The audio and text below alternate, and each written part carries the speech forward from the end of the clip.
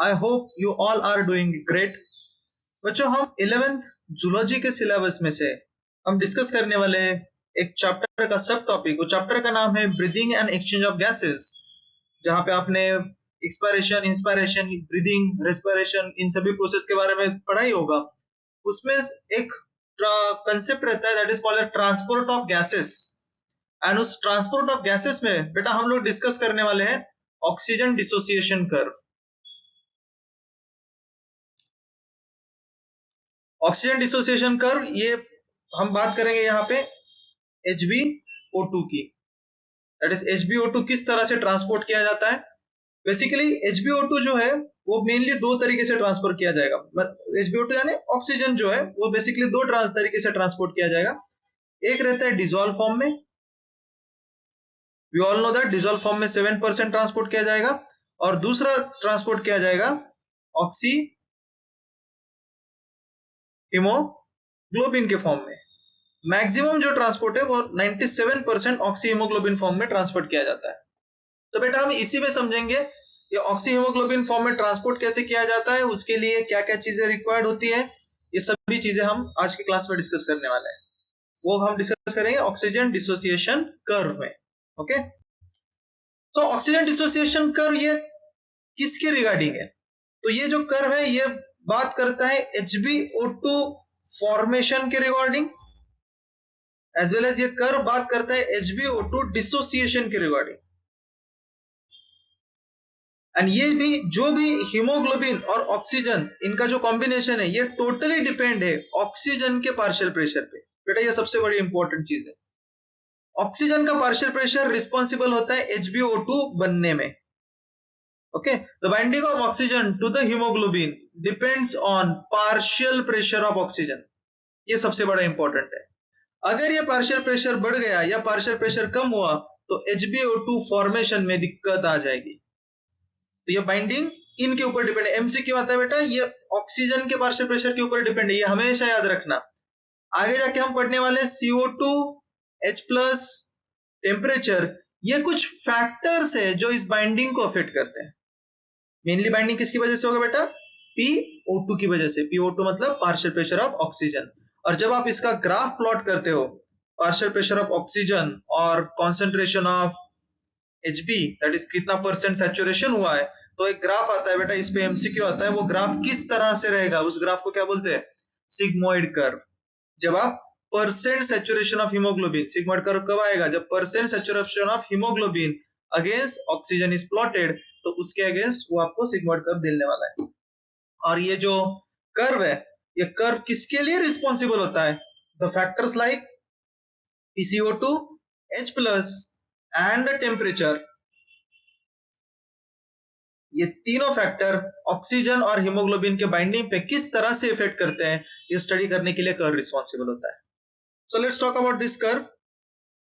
ये देखो, ये बेटा ये इस तरह से कर्व रहेगा। इस कर्व में अगर आप यहाँ पे ऊपर की तरफ देखोगे तो ये है 100% सैचुरेशन। अब ये 100% सैचुरेशन मतलब क्या? सो लेट्स कंसीडर बेटा this is a haemoglobin molecule. यहाँ पे साइड में ड्रॉ करते हैं हम, sorry. So let's consider this is a hemoglobin molecule. We all know that one hemoglobin can bind to 4 oxygen.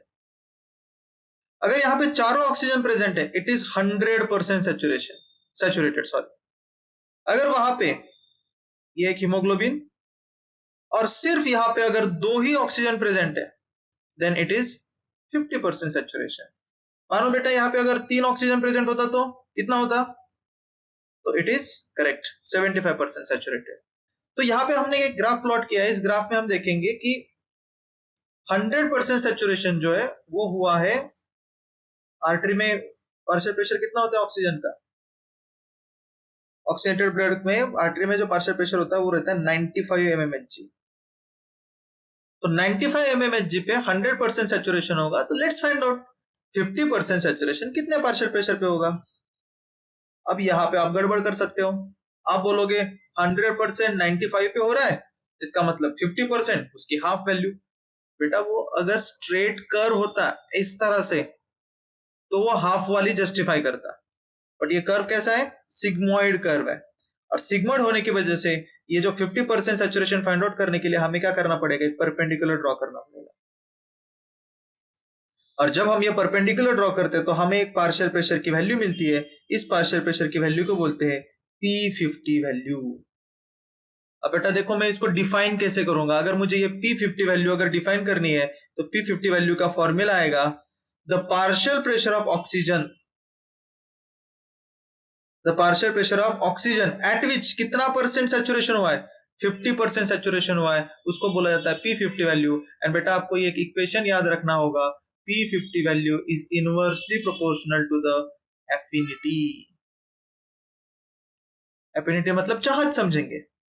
अगर HbO2 के रिस्पेक्ट में P50 वैल्यू बढ़ गई तो हीमोग्लोबिन की ऑक्सीजन के लिए एफिनिटी जो है वो कम होगी, और अगर P50 कम हो गई तो इनकी एफिनिटी क्या होगी, बढ़ेगी।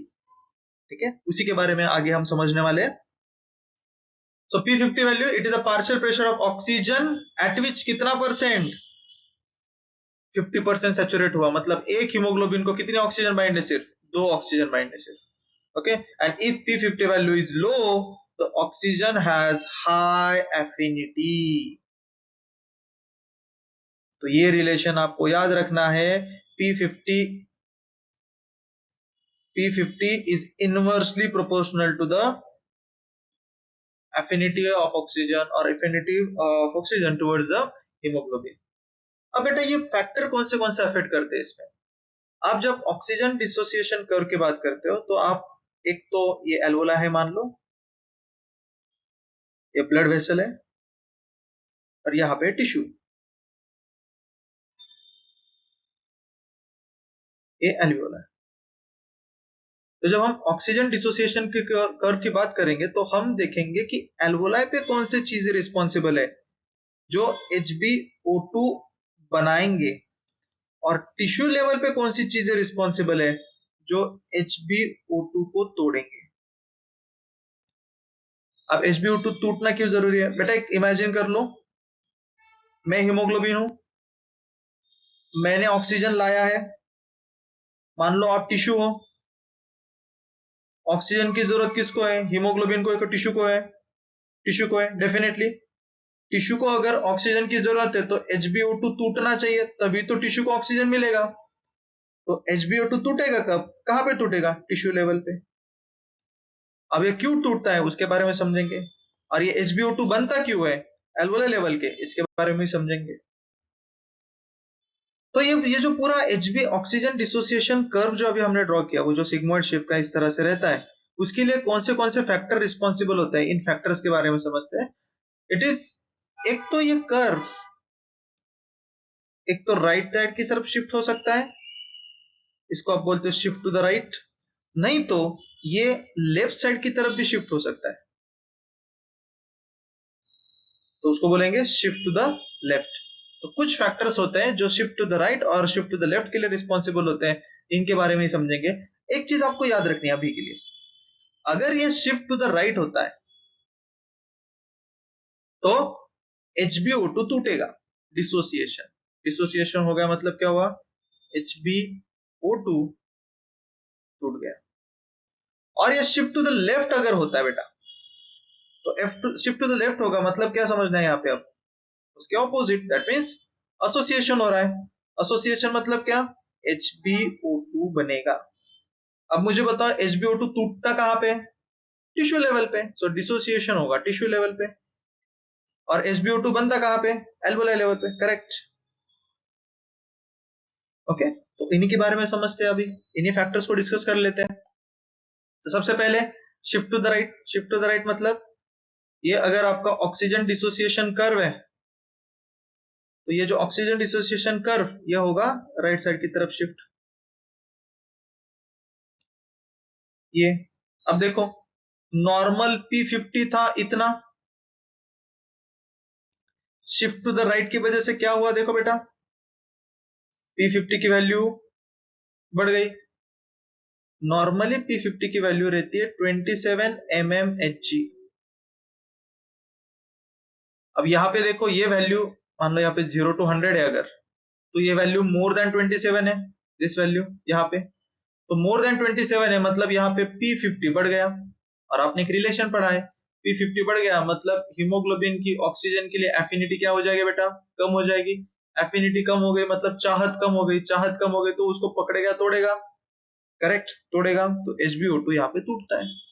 अब ये सारी चीजों के लिए कौन सी चीजें रिस्पॉन्सिबल है? अब देखो टिश्यू लेवल पे ऑक्सीजन कंजम्पशन कंटिन्यू हो रहा है, और ऑक्सीजन कंजम्पशन कंटिन्यू होने की वजह से ऑक्सीजन के लेवल टिश्यू लेवल पे कम रहते हैं, और टिश्यू लेवल पे मेटाबॉलिक प्रोसेस होते हैं,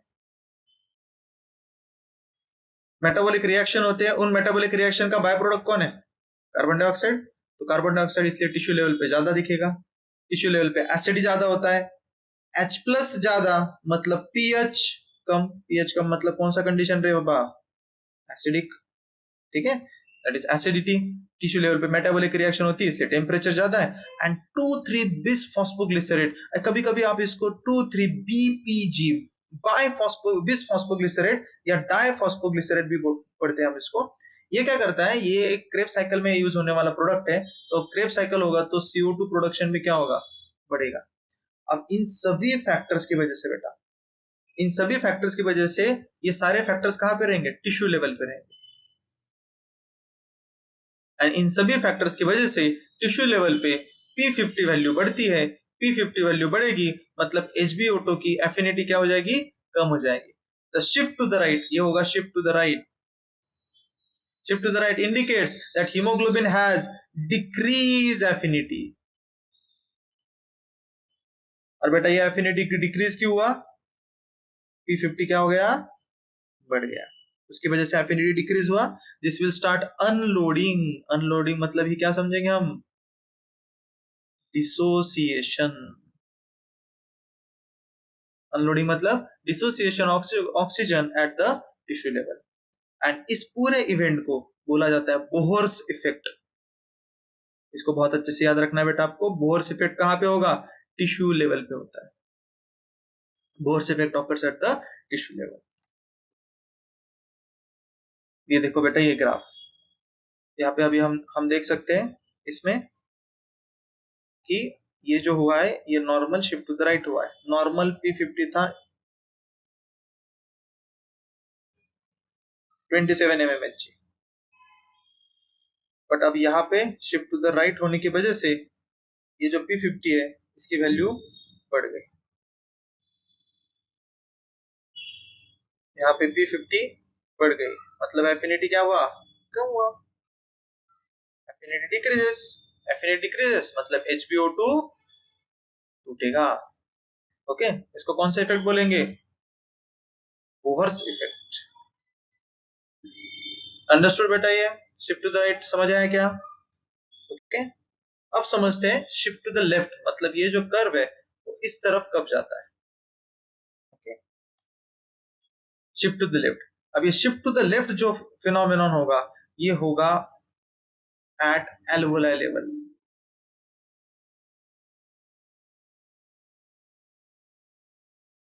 शिफ्ट टू द लेफ्ट मतलब क्या होगा, अगर आप नॉर्मल ऑक्सीजन डिसोसिएशन कर्व देखोगे, ये आपका ग्राफ आएगा सिग्मोइड शेप का। Okay, shift to the left के केस में क्या आएगा, ये जो ग्राफ है कुछ इस तरह से आएगा। अब देखो बेटा, नॉर्मल P50 अपना लेट्स कंसीडर इतना आ रहा था 27, and shift to the left की वजह से ये वैल्यू जो है मुझे बताइए 27 से कम आई, तो यहाँ पे क्या हुआ, P50 डिक्रीज। P50 अगर कम हुई तो एफिनिटी क्या होगा रे, इंक्रीजेस। और अगर हीमोग्लोबिन की ऑक्सीजन के लिए एफिनिटी बढ़ गई, चाहत बढ़ गई, तो HbO2 बनेगा। अब ये बनने के लिए कौन से फैक्टर रिस्पॉन्सिबल है, यहाँ पे देखो ये सारे फैक्टर हमने एनलिस्ट किए। टिश्यू लेवल एल्वोलाई लेवल पे क्या रहेगा, ऑक्सीजन भर भर के रहेगा, कार्बन डाइऑक्साइड एलिमिनेट किया जा रहा है इसलिए PCO2 के लेवल कम रहेंगे। टिश्यू लेवल पे H प्लस कम, H प्लस कम मतलब पीएच क्या है, ज्यादा, पीएच ज्यादा मतलब 7 से ज्यादा होगा तो वो क्या रहेगा, अल्कलाइन। टिश्यू लेवल पे सॉरी एल्वोलाई लेवल पे टेम्परेचर भी कम रहता है, और 2,3 बीपीजी कम, 2,3 बीपीजी कम तो अल्टीमेटली कार्बन डाइऑक्साइड भी क्या रहेगा, कम रहेगा। इसकी वजह से ये जो शिफ्ट टू द लेफ्ट हुआ है, ये shift to the left indicate क्या करता है, increase affinity, and this will start loading of oxygen. Loading मतलब हम इसको क्या बोलेंगे बेटा? एसोसिएशन। टिश्यू लेवल पे टूट रहा था HbO2 और एल्वोलर लेवल पे क्या होगा? HbO2 बनेगा, that is oxy haemoglobin formation होगा। ओके, ये देखो, ये शिफ्ट टू द लेफ्ट हुआ। अभी अगेन हम सेम P50 निकालेंगे पहले। P50 कितना आएगा बेटा नॉर्मल? 27। ओके, और जब आप शिफ्ट टू द लेफ्ट का वो P50 निकालते हो तो देखो ये वैल्यू जो है क्या है बेटा? Less than 27। लेस देन 27 आया, लेस देन 27। P50 नॉर्मल से क्या हुआ फिर? P50 कम, P50 कम मतलब एफिनिटी क्या? ज्यादा। एफिनिटी ज्यादा तो HbO2 बनेगा। ओके, देखो यहाँ पे decrease temperature, decrease to 3 bpg, decrease H+, decrease CO2, इन सभी की वजह से ये जो ग्राफ है शिफ्ट कहाँ पे हुआ? लेफ्ट साइड की तरफ। ओके, तो ये सारा इवेंट कहाँ पे होगा बेटा? एल्वियोलाई पे। एल्वियोलाई पे हीमोग्लोबिन ऑक्सीजन को पकड़ के रखता है, इसलिए इसकी एफिनिटी देखो बढ़ी हुई है, और टिश्यू लेवल पे क्या हो गया? कम हो गया। ये दोनों ग्राफ है, ये हुआ shift to the right, that is Bohr's effect, shift to the right that is Bohr's effect, और यहाँ पे हुआ shift to the left.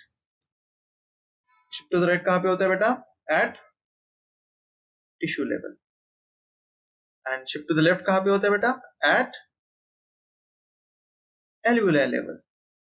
Alveoli level पे HbO2 बनता है, टूटता है? करेक्ट, HbO2 बनेगा। टिश्यू लेवल पे HbO2 क्या होगा बेटा?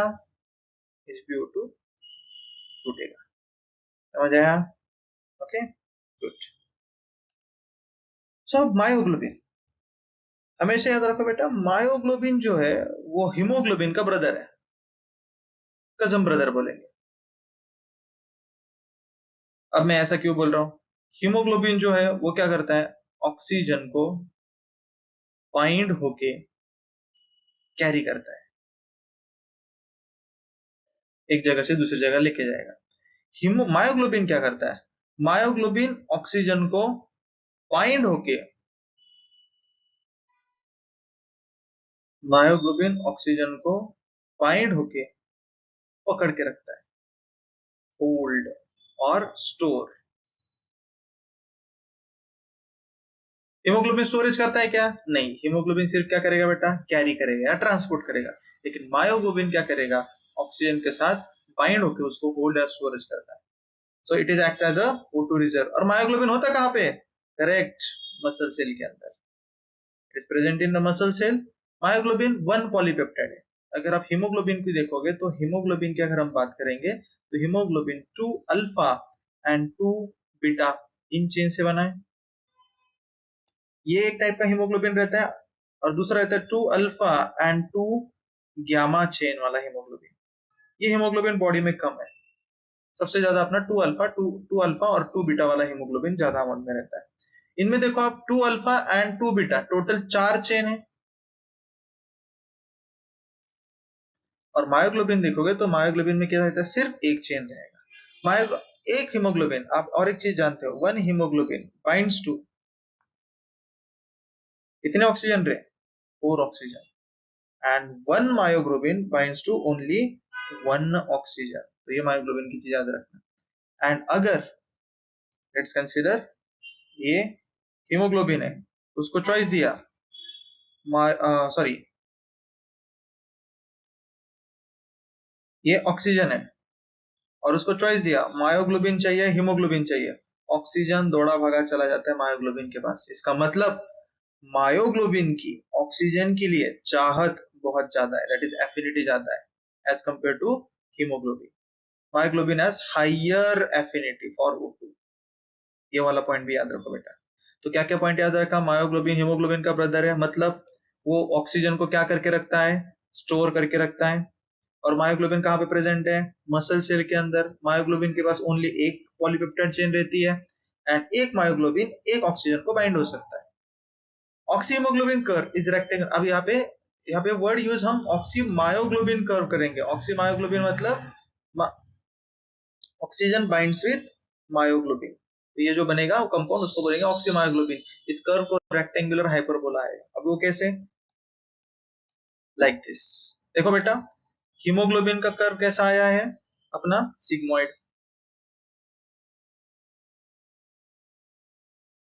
और मायोग्लोबिन जब हीमोग्लोबिन के साथ बाइंड होगा, या सॉरी मायोग्लोबिन जब ऑक्सीजन के साथ बाइंड होगा तो कौन सा कंपाउंड बनेगा? Oxy myoglobin. और ऑक्सी मायोग्लोबिन का कर्व आपको इसमें ब्लू कलर का दिखाई दे रहा है। अब देखो बेटा, इसकी P50 निकालो हीमोग्लोबिन की। तो we all know that haemoglobin की P50 समवेयर अराउंड 27 mmHg आएगा। और बेटा अभी यहाँ पे देखो इस ग्राफ में मायोग्लोबिन का P50 कितना आएगा रे बाबा?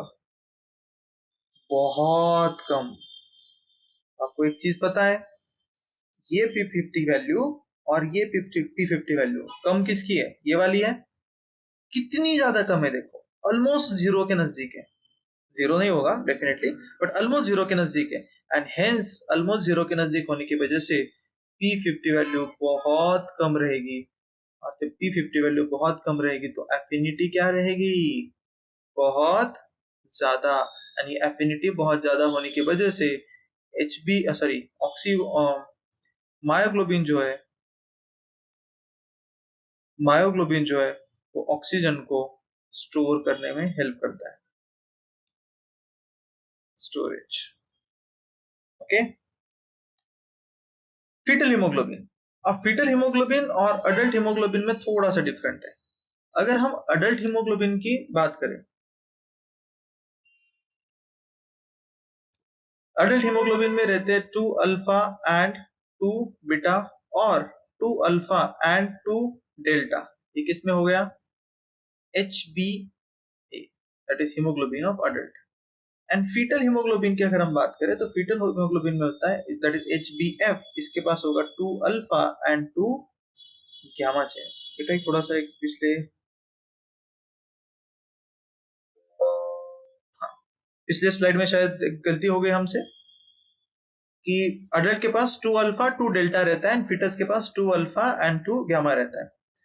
अगर यहाँ पे HbA रखा है दैट इज अडल्ट का हीमोग्लोबिन, और यहाँ पे HbF रखा है दैट इज फीटस का हीमोग्लोबिन, और यहाँ पे रखा है ऑक्सीजन। गेस करो ऑक्सीजन किसके पास जाएगा? अडल्ट के पास जाएगा या फीटस के पास जाएगा? फीटल हीमोग्लोबिन के पास।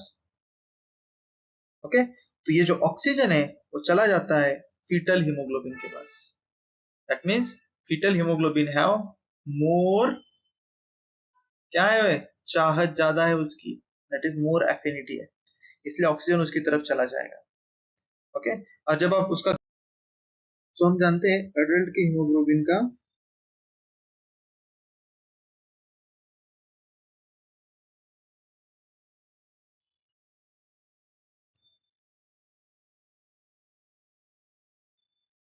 जो सिग्मोइड कर्व है वो कुछ इस तरह से आता है।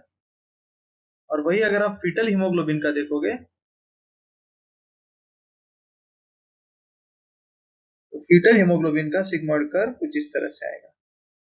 तो फीटल हीमोग्लोबिन की P50 देखो, अडल्ट हीमोग्लोबिन के कंपैरिजन में कम है। ये अडल्ट हीमोग्लोबिन की P50 और ये फीटल हीमोग्लोबिन की P50। तो P50 कम, तो फीटल हीमोग्लोबिन की P50 कम, मतलब एफिनिटी क्या रहेगी बेटा? ज्यादा। ओके,